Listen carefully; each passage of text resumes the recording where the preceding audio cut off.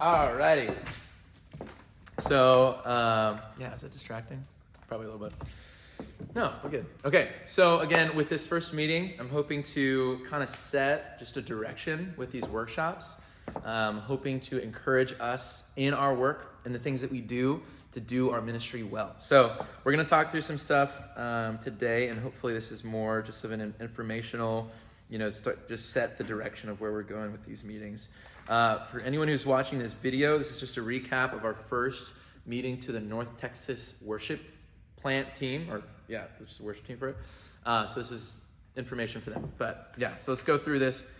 So title this Preparing for a Plant. So when we do our work, right, I want you guys to think through where you'll be, right? You guys are going to leave Aliso Viejo.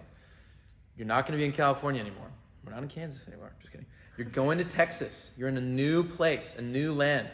What you have to depend on, obviously you can give us a phone call, but you are alone almost. You have to consider and be ready for as much as you can when you're there. So I'm hoping to kind of spur you guys on and prepare you for that. But again, guys, thank you for your service. You guys have committed to a lot. You've committed to serving, using your talents, not only in the worship team, using your finances, right? Using your relationships. You're going down there, you're building relationships, you're seeking people for the gospel. And worship is a big part of that in the church setting, to encourage them, to bring them in, to welcome them. So we want to do that well. So thank you guys for that. I want to see with this time how we can be encouraged to serve God best. So let's talk about worship for a second.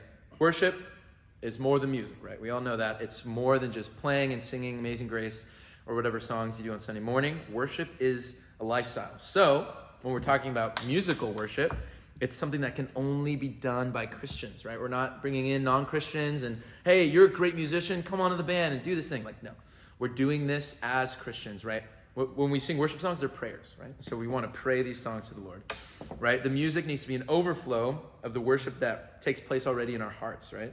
And in our lives. So as Christians, right, we're humble before the Lord.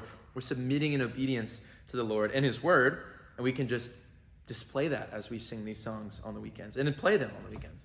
So we worship Jesus, not the music, right? So that's super important for us to realize, right? When we start talking about, making good music and great harmonies, great guitar tone, great keyboard sounds, right? Great bass tones, drum stuff, right?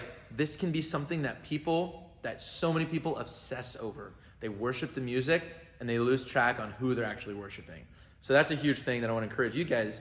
And before we get all crazy about how to do this well, it's all about Jesus. We're worshiping Jesus, not the music. So keep the focal point, right? And as a result, that should be what motivates us to better music, right? Is we should be giving Jesus the best offering that we can, right? Jesus has given us everything, right? By giving us His life, right? By giving us, the hope of resurrection.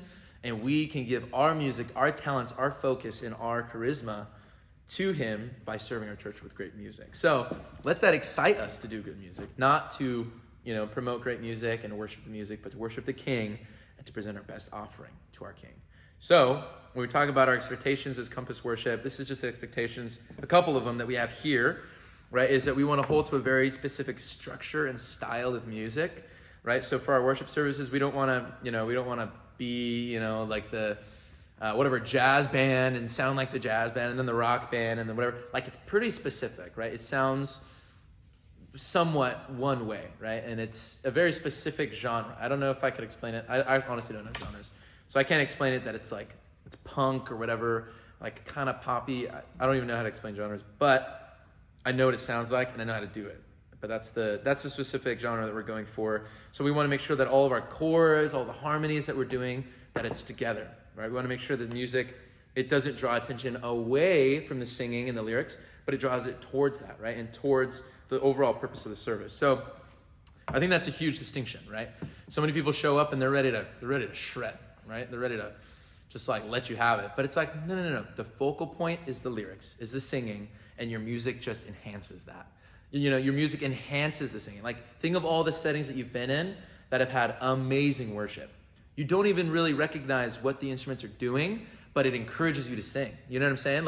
Maybe you'll recognize, oh, that was really cool, but I'm stoked to worship now.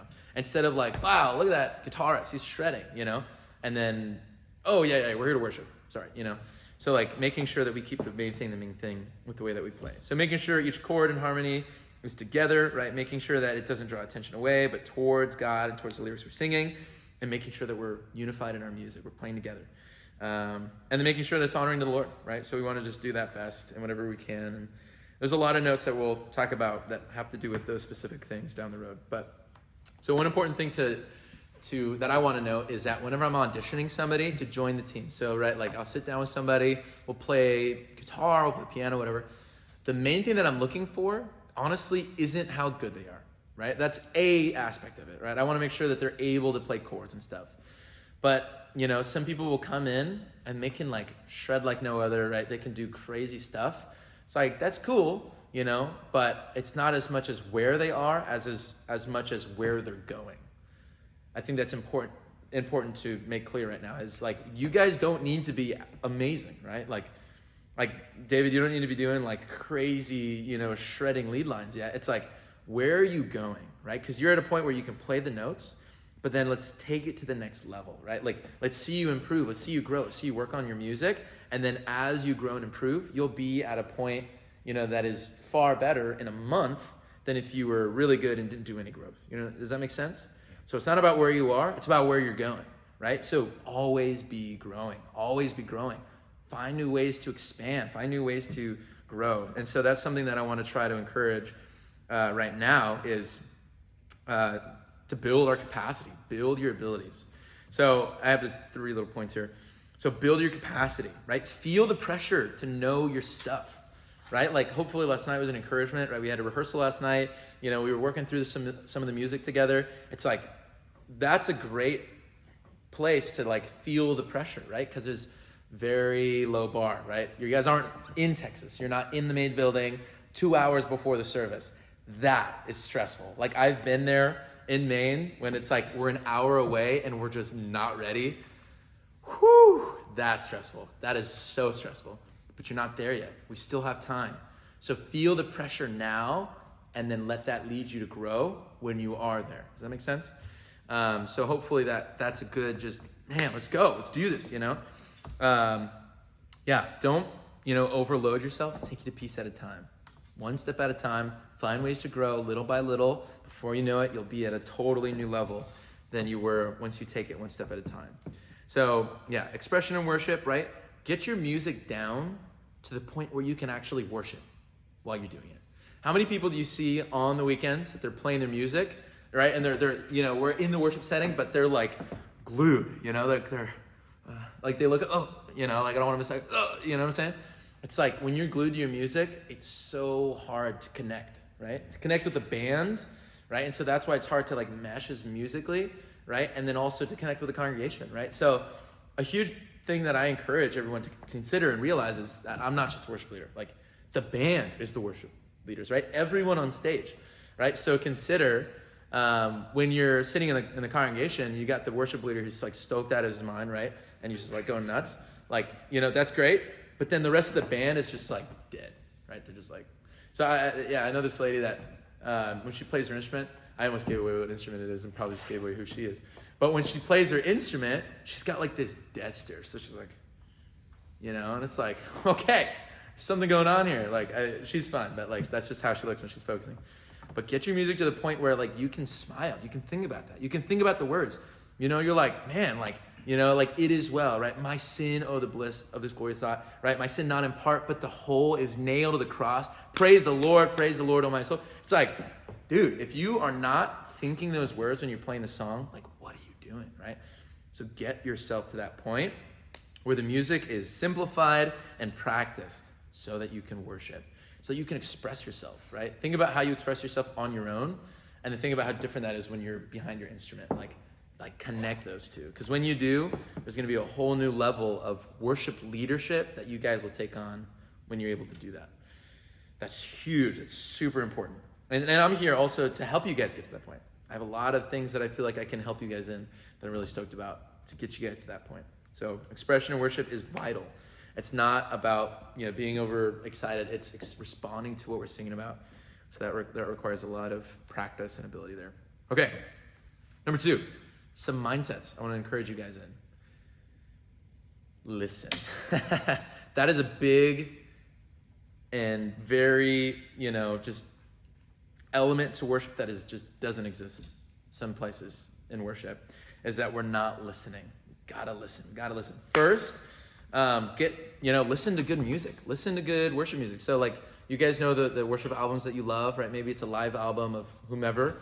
Listen to that and listen to why it's good, right? So specifically, if you're playing keys, if you're playing electric guitar, if you're playing bass, if you're playing, I don't know, whatever, listen to those instruments, right? If you're listening to vocals, like that's even huge. Like, how did this guy approach this thing that like made it, just like hit different, versus a guy that just whatever, listen to that and really try to unpack what that is. So a huge part of our music is that we're not just showing up and just playing notes, right? Like, oftentimes when we show up and do that, like the music plays us. Like, that's how I like to think about it. Like, if you're showing up just doing the music without any expression, without any it's not you at all. Like, when you're reading a book, like it's reading you. But if you memorize the book, you put it away, you're telling the story, like you're the one sharing the music. You're the one who's worshiping behind it, right? So like that level of listening to the music and the difference that makes is huge. So getting the music in your head is the first step, right? You're not going to be able to play the music if it's not inside your inner ear first, right? And so what I mean by that is like, whenever I'm hearing a lead line that's coming up or a harmony part, right? Like, this is huge. If you can't hear it in your head first, it is not going to go well. Like, I'm just saying that, like, plain out. It is not going to go well. You have to hear it in your head, like, da, da, da, and then, ba, da, da, right? It's got to be in your inner ear, and then you can play it. So get that in your ear, right? Not only the notes, but the tone, right? The dynamics of it, right? The way that they attack it, right? All of that makes a difference. Have that in your inner ear first by listening to music, exposing yourself to that. Then listening to each other as a band, right? So that's another big thing, is listening to what's happening, right? So, right, like if Abram's just like, grooving on the bass, and then we got electric guitar coming in, and you're like, you know what, I just want to play these chords, but it's in the exact same register, or it's like you guys are kind of clashing a little bit, it's going to sound like a mess out in the congregation, right? So it takes let me listen to what he's doing right there. Oh, he's kind of laying low on the bottom end. Why don't I just take it up, right? He's covering those frequencies. I'm just going to take it up an octave, right? Listening for that is huge. And then it allows it just to be good, right? Like being excellent in that. And then third is learning your setup, mastering your setup. So like for keys, right? This is super complicated, right? Like I've made it super complicated, I'm sorry. Right? Electric guitar is similar, right? And I think we can get more complicated with other instruments too. Like, I mean, if you wanted to get crazy about vocals or whatever, maybe you could put a pedal board in front of your, in your signal chain. If you wanted to, I guess that's something that you could do down the road. But so learning your setup and mastering your setup. So oftentimes I feel like people for churches show up and they're like, oh, what am I playing for keys, right? And then it's like, oh, there's a keyboard on the stage. Great, I'm just going to send it. They haven't put time into it. And so like you can honestly tell sometimes. It's like, oof, like that sound, I'm sure if that person came back and listened to it, they would want to tweak stuff about it, right? So do the tweaking ahead of time. And then just present your thing in front of everybody after you've done the tweaking yourself. But that takes working on your setup, mastering your equipment. What it should be is that when you're there and you're doing the worship, that it's like, right? So like hopefully when you sing, Sarah, you know what it feels like to, sing soft and then sing hard and then like sing this harmony or sing that melody, right? Like you know what that's supposed to feel like.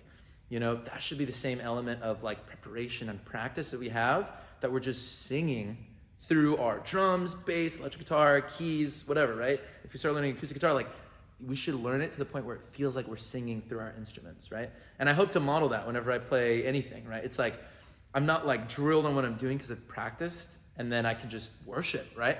Every little thing I do, I'm like, this will be a good thing to use to worship the Lord with.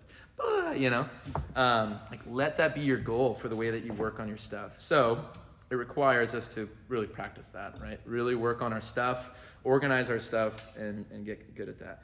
And then, so other things, while we transition into this next season for you guys, I'm not going to be in Texas. I'm not there anymore, right?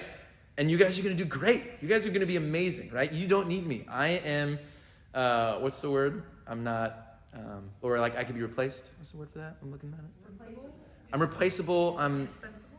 What was it again? Dispensable. Dispensable, right? Like I can be gone and you guys will be great. But think about what you guys need to do when it comes now to following Pastor Rod's leadership, right? Like he's going to be your new leader, right? He's going to be the one that's calling the shots. And so like I can't be there to teach you stuff, right? You guys are the experts. Like you guys are the ones that know how to do the key stuff, the guitar stuff, the bass stuff, the harmony stuff, right? Like you can't depend on Pastor Rod for that in the same way, right? So hopefully you guys get excited to learn this stuff before heading out there. But how do you be helpful for him, right? So one big thing is making sure your help is helpful, right? A lot of people show up to audition and their help is not helpful. And I have to tell them like, hey, I don't think worship's your thing. Like Kidsman is a great area to serve. We need way more people there. Why don't you go talk to Pastor Doug? You know what I'm saying? Like make sure your help is helpful. And you know, when I first started working here, my keyboard playing was not helpful. My electric guitar playing was not helpful. My bass, my drumming wasn't helpful. But I practiced. I worked on those abilities, and now I feel like they're at a point where they are helpful. They are encouraging in the worship setting, right? So work on your stuff, whatever element it is. Get your help to be helpful to the church, right? And you also want to be helpful to your leaders. So like when it comes to practices, right? Like making sure that your questions and the way that you encourage Pastor Rod is the right approach, right? So I put little questions here. I guess, yeah, you can just read through those on your own. Whatever, if you're watching this, find that document linked on the bottom of the video there, in the description box. But yeah, check out those questions. Just try to, figure out ways that you can encourage Pastor Rod, right? See the ways that you can encourage him.